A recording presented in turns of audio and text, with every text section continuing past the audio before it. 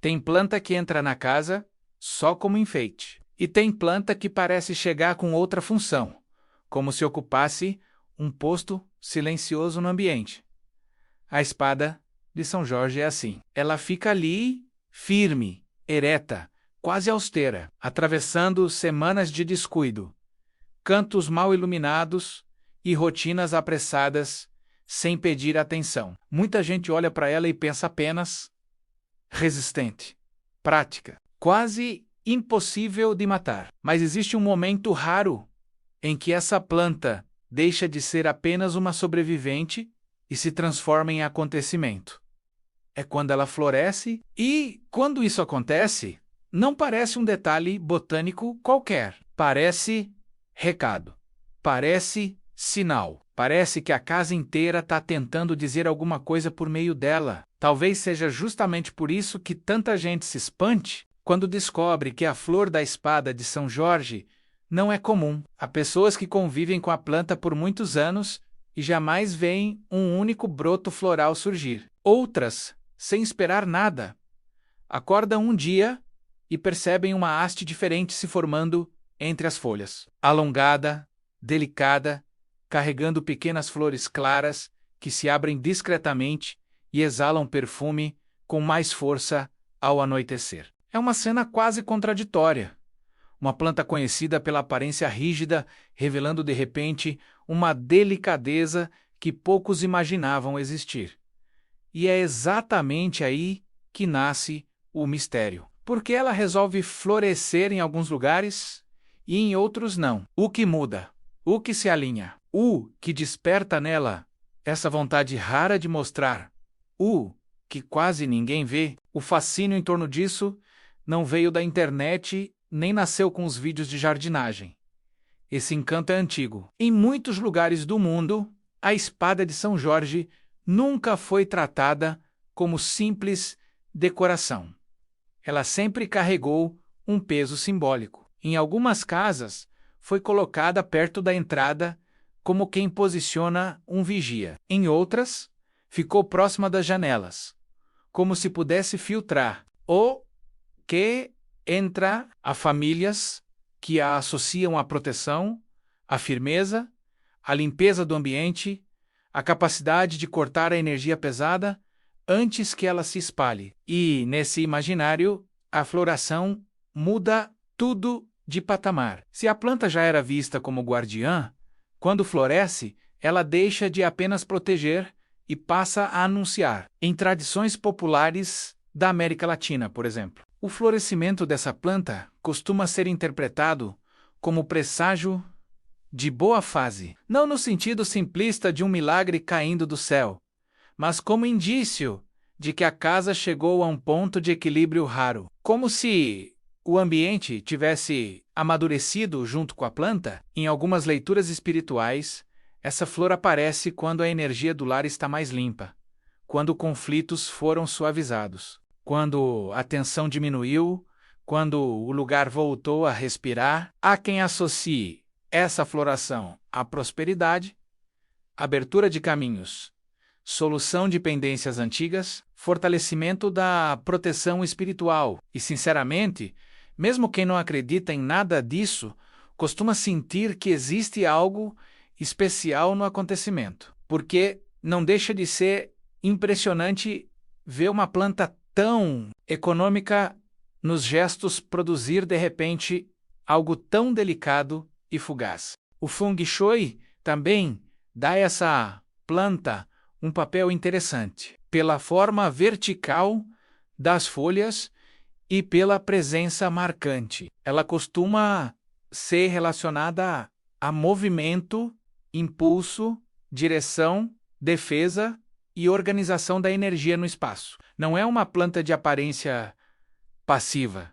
Ela impõe presença. Por isso, muitos a colocam em locais onde o ambiente parece parado, pesado ou sem vitalidade. Só que, dentro dessa leitura, a flor tem um significado ainda mais forte. Ela não seria apenas um enfeite surgindo por acaso, mas a confirmação de que a energia daquele espaço encontrou um fluxo melhor, como se a planta dissesse, sem palavras, que agora existe força suficiente para ir além da sobrevivência. Primeiro ela se mantém, depois ela estabiliza e só então floresce. O mais curioso é que, embora a espiritualidade e a botânica falem idiomas diferentes, as duas costumam apontar para uma ideia parecida. A planta floresce quando o contexto ao redor favorece isso. Na linguagem simbólica,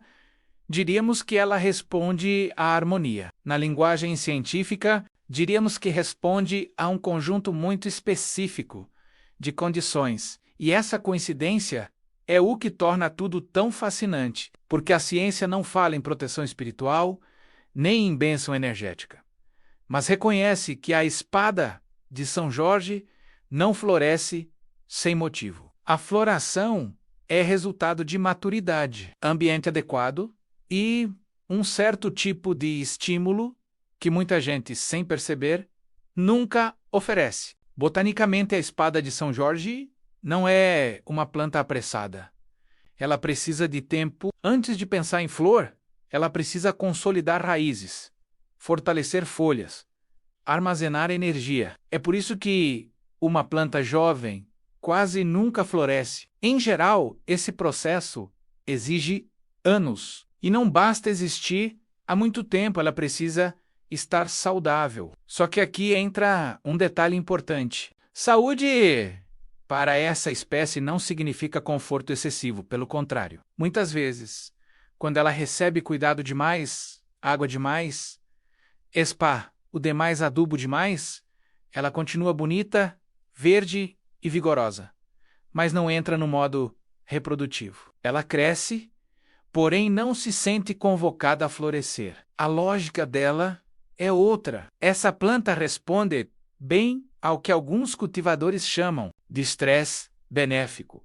Não é maus tratos, não é abandono irresponsável. É apenas o cenário que lembra a planta que ela vive no mundo real, com variações, limites e ciclos. Quando a espada de São Jorge percebe pequenas mudanças de luminosidade ao longo das estações, quando passa por intervalos secos entre uma rega e outra, quando suas raízes ocupam bem o vaso e sentem que o espaço já está no limite confortável, algo interno pode ser ativado. É como se a planta entendesse que chegou a hora de investir em continuidade, e a flor nasce justamente dessa leitura biológica. Agora é o momento. A luz tem papel decisivo nisso. Embora ela tolere ambientes internos e sombra parcial melhor do que a maioria das plantas, tolerar não é o mesmo que preferir. Muita espada de São Jorge sobrevive em canto escuro, mas sobreviver não basta para florescer. Para que ela tenha chance de produzir flores, o ideal é receber muita claridade indireta e, em alguns casos, até sol suave nas primeiras horas do dia. Quanto mais equilibrada for essa exposição, maior a possibilidade de ela acumular energia suficiente sem queimar as folhas. A planta precisa perceber o ritmo do dia, sentir a diferença entre épocas mais claras e mais suaves. Quando vive sempre na mesma condição opaca, seu metabolismo entra no modo econômico que prioriza apenas manutenção. A rega é outro ponto em que muita gente erra por excesso de carinho. Como ela é uma planta adaptada a armazenar água, o solo constantemente úmido vira problema. Raiz encharcada, além de favorecer apodrecimento, impede a dinâmica que costuma estimular a floração. A espada de São Jorge gosta de beber e depois descansar. Gosta de secar antes de receber água de novo. Esse intervalo não é descuido, é parte da linguagem que o corpo da planta entende. Quando tudo está sempre disponível, ela não precisa reagir.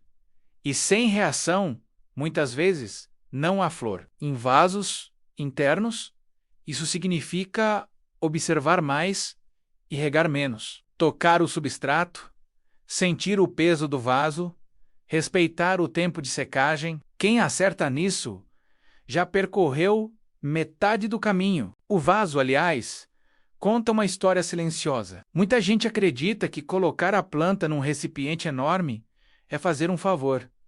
Nem sempre. A espada de São Jorge costuma responder melhor quando as raízes estão ajustadas ao espaço, sem sufoco extremo, mas sem folga exagerada. Quando sobra espaço demais, a energia vai para a expansão subterrânea e multiplicação vegetativa. Quando o vaso está na medida, a planta entende que precisa usar seus recursos com mais estratégia. Não é coincidência que muitas florações surjam em exemplares mais antigos, instalados havia bastante tempo no mesmo vaso, já completamente ambientados e levemente apertados. Existe ali uma sensação de limite fértil, isso faz diferença. Temperatura e substrato também entram nesse quebra-cabeça. Ela aprecia clima ameno a quente, mas pequenas quedas noturnas podem ajudar a sinalizar mudança de ciclo. Um substrato muito compacto, que retém água demais, joga contra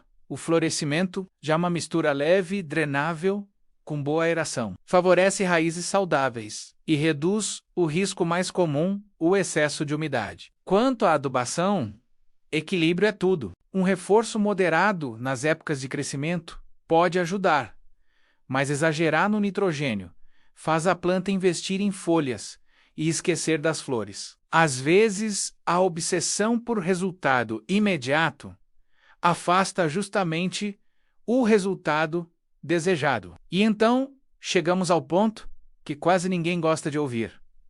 Não existe truque milagroso. Existe combinação. Existe observação. Existe constância. Quem vê uma espada de São Jorge florir, imagina que aconteceu de repente. Mas quase nunca foi de repente. Aquela floração é o capítulo visível de um processo invisível que se construiu ao longo de muito tempo. A planta foi amadurecendo, se adaptando, lendo o ambiente, respondendo aos ciclos, armazenando energia, e num certo momento entregou a flor como quem entrega uma confidência. Por isso esse evento parece tão especial, porque ele não pode ser arrancado à força, ele precisa ser merecido pelo tempo. Talvez seja isso que torne essa planta tão simbólica. Ela ensina sem fazer discurso. Ela mostra que resistência não é dureza vazia, que firmeza não exclui delicadeza, que o que parece simples por fora pode guardar uma sofisticação que só aparece nas condições certas. A flor da espada de São Jorge não surge para impressionar pelo tamanho nem pela extravagância. Ela impressiona pela improbabilidade, pela discrição, pela ideia de que algo muito raro escolheu acontecer ali, naquele canto da casa, diante de quem teve paciência suficiente para esperar. E se você quer aumentar as chances de presenciar esse momento, o caminho é menos misterioso do que parece, embora continue exigindo sensibilidade. Dê a ela claridade de verdade. Evite afogá-la em água. Use um vaso proporcional, sem pressa de trocar. Aposte em substrato que drene bem. Adube com moderação nas épocas certas. Respeite os ciclos. Não tente acelerar o relógio de uma planta que trabalha no tempo dela.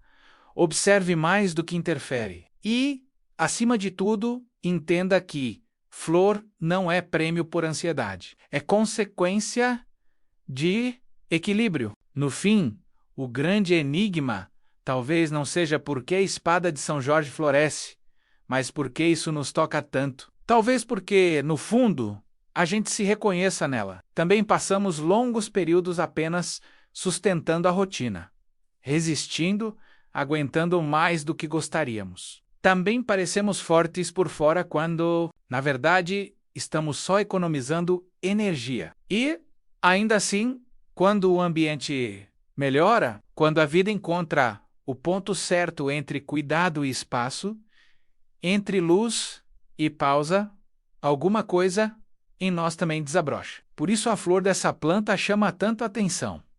Ela nos lembra que sobreviver é uma etapa, florescer é outra, e as duas são importantes, mas não são a mesma coisa. Se um dia a sua espada de São Jorge abrir flores, não trate isso como um detalhe qualquer. Pare, observe, sinta o perfume, repare no contraste entre a folha rígida e a flor delicada. Porque você não estará vendo apenas uma raridade botânica, estará testemunhando a prova silenciosa de que até a planta mais contida do mundo, quando encontra o momento certo, também decide revelar sua parte mais bonita.